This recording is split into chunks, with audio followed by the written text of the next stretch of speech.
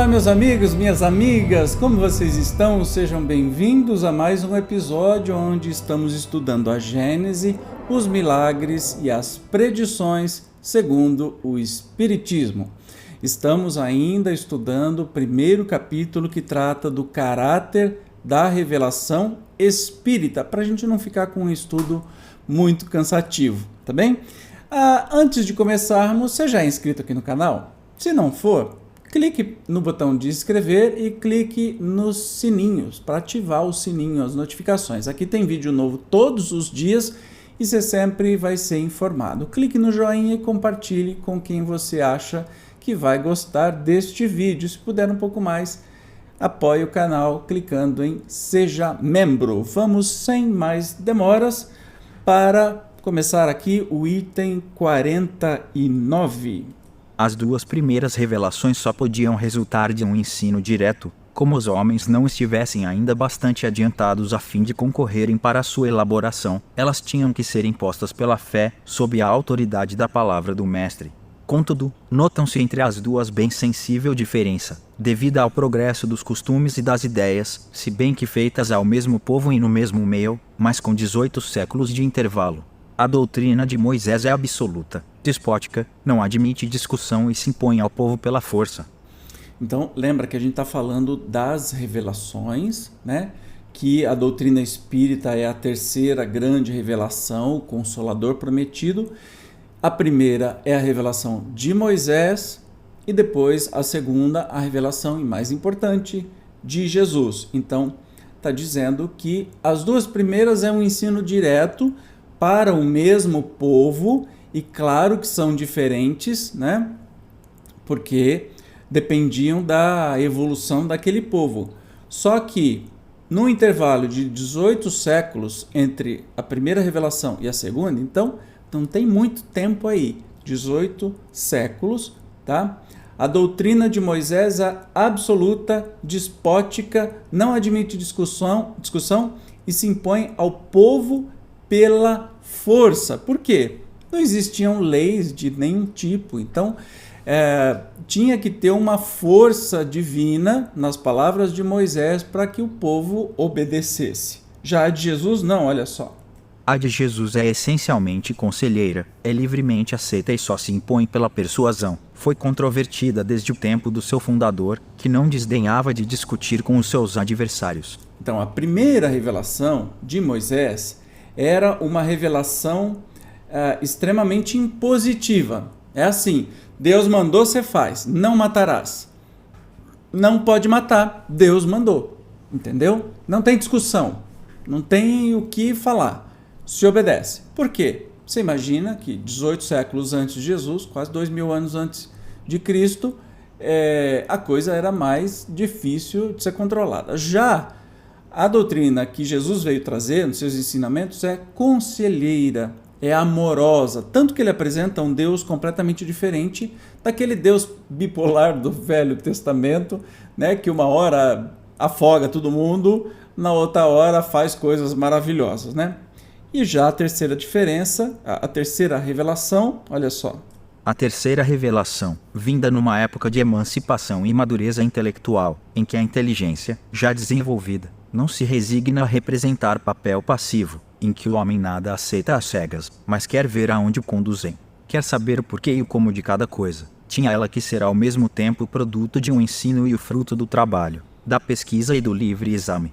Os espíritos não ensinam senão justamente o que é mister para guiar o homem no caminho da verdade, mas abstém-se de revelar o que o homem pode descobrir por si mesmo, deixando-lhe o cuidado de discutir, verificar e submeter tudo ao cadinho da razão, deixando mesmo, muitas vezes, que adquira a experiência à sua custa. Fornecem-lhe o princípio, os materiais, cabe ao homem aproveitá-lo e pô-los em prática. Olha que interessante, essa terceira revelação vem numa época de emancipação e madureza intelectual, que utiliza essa inteligência já resolvida, a ciência, enfim, os grandes pensadores. O espírito só aponta o caminho, ele não vem falar o beabá das coisas, ele vem apontar o caminho e estimular que a gente desenvolva o caminhar. Então Kardec teve um papel essencial nisso, porque os espíritos não deram tudo de mão beijada. para começo de conversa, Kardec é que formulava as perguntas e prolongava as discussões e os espíritos iam respondendo. Portanto, não veio assim como de Moisés, que foi o momento mediúnico que ele ouviu aí um espírito superior ditar os 10 mandamentos. Não foi como Jesus, que teve uma vida amorosa o tempo todo ensinando. Foi de uma maneira diferente, não só para um povo, aqui no caso da doutrina espírita, não era mais para o povo judeu, um povo específico que foi para Moisés e depois foi de Jesus também, que era judeu. Já a doutrina espírita chega para todo o planeta de uma vez só, para todas as pessoas. Então, são essas as diferenciações. Vamos ver o item 51 aqui, selecionar um pouco de cada vez. Tendo sido os elementos da revelação espírita ministrados simultaneamente em muitos pontos a homens de todas as condições sociais e de diversos graus de instrução, é claro que as observações não podiam ser feitas em toda parte com o mesmo resultado, que as consequências a tirar, a dedo C cedilha maiúsculo O das leis que regem esta ordem de fenômenos, em suma, a conclusão sobre a que haviam de firmar, se as ideias não podiam sair senão do conjunto e da correlação dos fatos. Ora, cada centro isolado, circunscrito dentro de um círculo restrito, não vendo as mais das vezes senão uma ordem particular de fatos, não raro contraditórios na aparência, geralmente provindos de uma mesma categoria de espíritos e, ao demais, embaraçados por influências locais e pelo espírito de partido, se achava na impossibilidade material de abranger tudo o que ocorre e, por isso mesmo, incapaz de conjugar as observações isoladas a um princípio comum. Então essa revelação ela vem sendo feita de maneira a que o homem arregace as mangas e trabalhe e muito, apreciando cada qual os fatos sob o ponto de vista dos seus conhecimentos e crenças anteriores, ou da opinião particular dos espíritos que se manifestassem. Bem cedo teriam surgido tantas teorias e sistemas, quantos fossem os centros, todos incompletos por falta de elementos de comparação e exame. Numa palavra, cada qual se teria imobilizado na sua revelação parcial, julgando possuir toda a verdade, ignorando que em 100 outros lugares se obtinha mais ou melhor. Olha que interessante. Então, se esta revelação não tivesse sido ministrado simultaneamente para todos os homens, em todas as condições sociais e nível de instrução, seria uma confusão. Além disso, convém notar que em parte alguma o ensino espírita foi dado integralmente. Ele diz respeito a tão grande número de observações, assuntos tão diferentes, exigindo conhecimentos e aptidões mediúnicas e especiais, que impossível era acharem-se reunidas no mesmo ponto todas as condições necessárias. Tendo o ensino que ser coletivo e não individual, os espíritos dividiram o trabalho, disseminando os assuntos de estudo e observação, como em algumas fábricas a confecção de cada parte de um mesmo objeto é repartida por diversos operários. Interessante, né? A revelação se faz assim com muitas mãos, espirituais e físicas. A revelação fez-se assim parcialmente em diversos lugares e por uma multidão de intermediários, e é dessa maneira que ela prossegue ainda, pois que nem tudo foi revelado. Cada centro encontra nos outros centros o complemento do que obtém, e foi o conjunto, a coordenação de todos os ensinos parciais que constituíram a doutrina espírita. Então, uma multidão de intermediários, né? E prossegue ainda porque nem tudo foi revelado. A doutrina espírita continua em construção, que é mais legal. Era, pois, necessário grupar os fatos espalhados, para se lhes aprender a correlação, reunir os documentos diversos, as instruções dadas pelos espíritos sobre todos os pontos e sobre todos os assuntos, para as comparar, analisar, estudar, lhes as analogias e as diferenças, vindo as comunicações de espíritos de todas as ordens, mais ou menos esclarecidos, era preciso apreciar o grau de confiança que a razão permitia conceder-lhes, distinguir as ideias sistemáticas individuais ou isoladas das que tinham a sanção do ensino geral dos espíritos, as utopias, das ideias práticas, afastar as que eram notoriamente desmentidas pelos dados da ciência positiva e da lógica. Utilizar igualmente os erros, as informações fornecidas pelos espíritos, mesmo os da mais baixa categoria, para conhecimento do estado do mundo invisível e formar com isso um todo homogêneo. Era preciso, numa palavra, um centro de elaboração, independente de qualquer ideia preconcebida, de todo preconceito de seita, resolvido a aceitar a verdade tornada evidente, embora contrária às opiniões pessoais. Este centro se formou por si mesmo, pela força das coisas e sem desígnio premeditado. Muito legal. Muito trabalho, muito trabalho. A revelação não foi assim dado para uma pessoa do nada.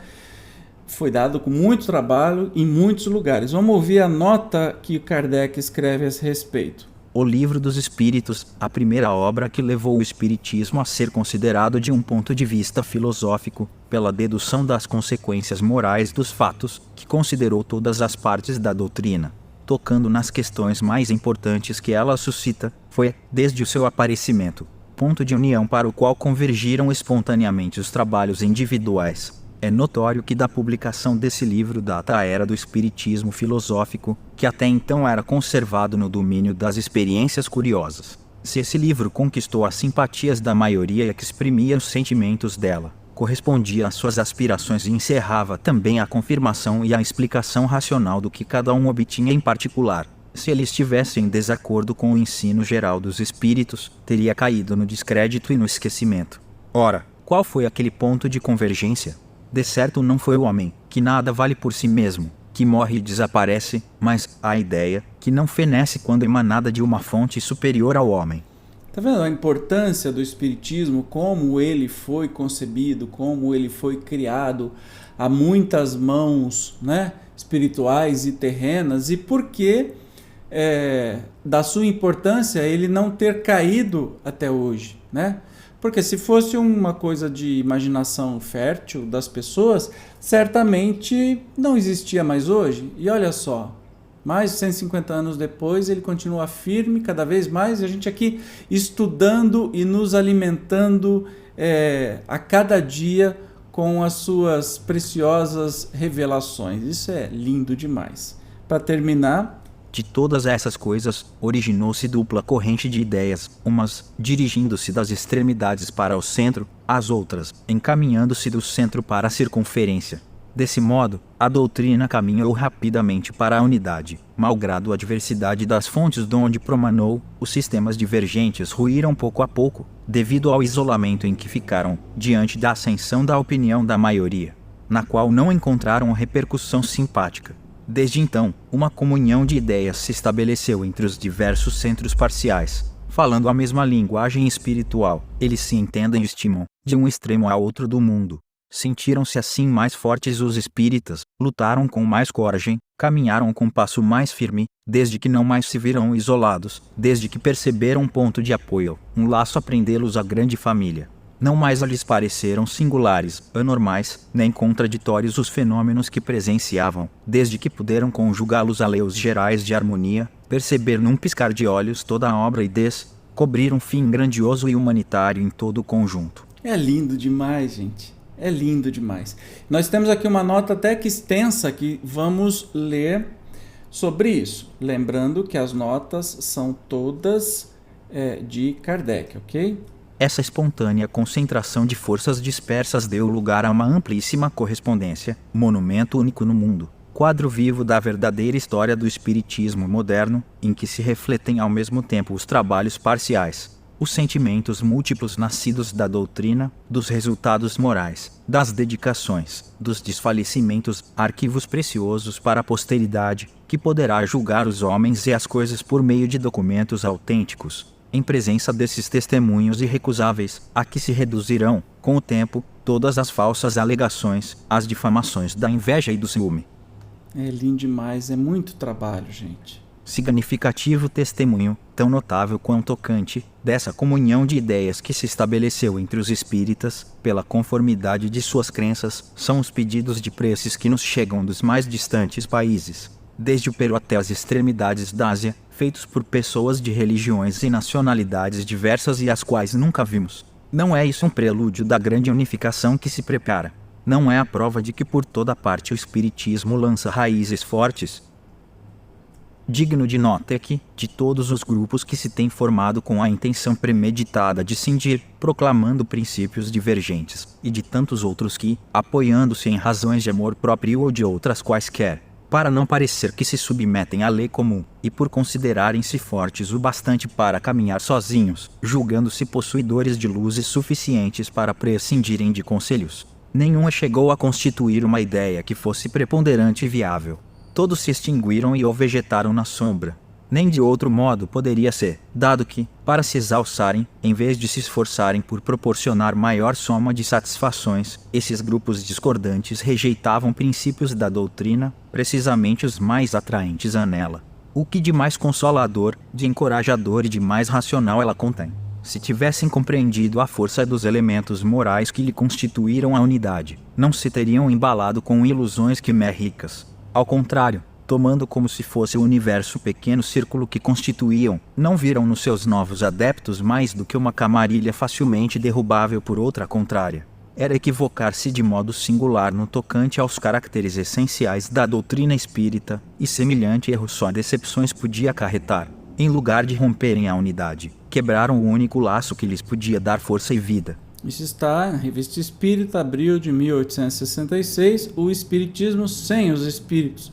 O espiritismo independente. Vocês acham que não aconteceu um pouco de tudo no espiritismo? Claro que aconteceu. Muitas discordas, muitas dissensões, pessoas fazendo o que queriam, o que dessem na telha. Então, todos esses grupos que ignoraram os princípios da doutrina espírita, ignoraram a mensagem que era passada pelos espíritos, acabaram, sumiram, a gente nem sabe quem são. O Espiritismo, que é uma construção conjunta do mundo inteiro, reinou. Para terminar... Mas como se há de saber se um princípio é ensinado por toda parte, ou se apenas exprime uma opinião pessoal? Não estando os grupos isolados em condições de saber o que se dizia alhures, necessário se fazia que um centro reunisse todas as instruções, para proceder a uma espécie de apuro das vozes e transmitir a todos a opinião da maioria. Então... esse trabalho foi diviníssimo, diviníssimo, porque os centros tinham uma comunicação como se nunca houvera acontecido no mundo, entre eles, mas lembre-se que as verdades do Espiritismo foram ditas por médiuns, para médiuns, pelos espíritos para os médiuns do planeta inteiro. E Kardec depois reunia todas essas respostas e os ensinamentos batiam. Então é daí que veio. Para terminar aqui essa nota de Kardec sobre esta última frase que nós tivemos aí do 53. Esse é o objeto das nossas publicações, que se podem considerar o resultado de um trabalho de despojamento e renúncia. Nelas, todas as opiniões são discutidas, mas as questões não são apresentadas em forma de princípios, somente depois de haverem recebido a consagração de todas as comprovações, as quais lhes podem imprimir força de lei e permitir afirmações. Eis porque não preconizamos levianamente nenhuma teoria e é nisso exatamente que a doutrina, decorrendo do ensino geral, não representa de modo algum o produto de um sistema preconcebido. É isso que constitui a sua força e lhe garante o futuro. Entendeu? Isso é a doutrina espírita. Maravilha? Nós vamos então continuar aqui neste capítulo primeiro, caráter da revelação espírita, no próximo estudo. Então eu te espero, tá bom? Obrigado por assistir, obrigado. Se ficar dúvida, por favor, deixe nos comentários. A gente sempre interage por ali. Um abraço, até mais, até o próximo estudo da Gênese. Tchau!